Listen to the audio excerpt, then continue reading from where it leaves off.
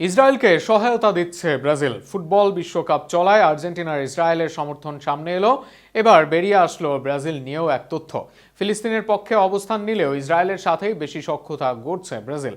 দিচ্ছে তেলের সহায়তা, গড়ছে আরও বেশ কিছু কূটনৈতিক সম্পর্ক।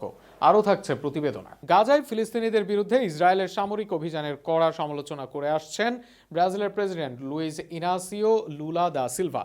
তবে একই সময় ইসরায়েলের সঙ্গে ব্রাজিলের অর্থনৈতিক ও বাণিজ্যিক সম্পর্ক অব্যাহত থাকায় দেশটির নীতিগত অবস্থান নিয়ে নতুন করে বিতর্ক শুরু হয়েছে।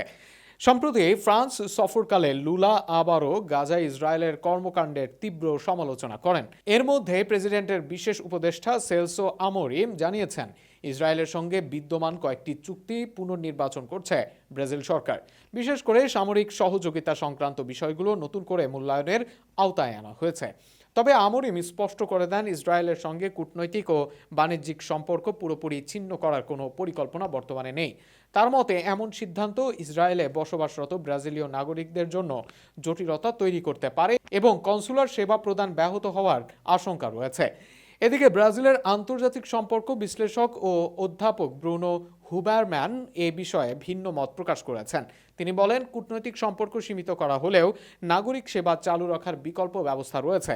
তার মতে অধিকৃত পশ্চিম তীরের রামাল্লাহে অবস্থিত ব্রাজিলের দূতাবাসের মাধ্যমে প্রয়োজনীয় কনসুলার সেবা দেওয়া সম্ভব। হুবারম্যান আরও দাবি করেন, পূর্ব জেরুজালেম ও রামাল্লাহে বিদ্যমান ব্রাজিলীয় কূটনৈতিক উপস্থিতি ইসরায়েলের অবস্থানরত ব্রাজিলীয়দের জন্য বিকল্প সেবা কাঠামো গড়ে তোলার সুযোগ তৈরি করেছে।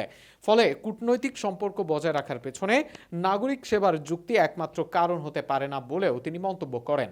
বিশ্লেষকদের মতে গাজা ইস্যুতে ব্রাজিল সরকার প্রকাশ্যে ফিলিস্তিনের প্রতি সমর্থন জানালেও বাস্তবে ইসরায়েলের সঙ্গে বাণিজ্যিক সম্পর্ক, বিশেষ করে জ্বালানি খাতে লেনদেন অব্যাহত রেখেছে।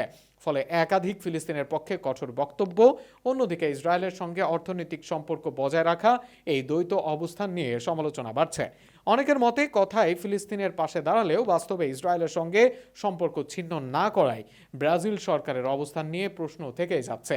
বাংলাদেশে ফিলিস্তিন ইসরায়েল ইস্যু সবসময় আলোচ্য বিষয়, তবে বর্তমানে ফিফা বিশ্বকাপ চলায় আলোচনায় এসেছে ব্রাজিল আর্জেন্টিনার সাথে তাদের সম্পর্কের কথাও।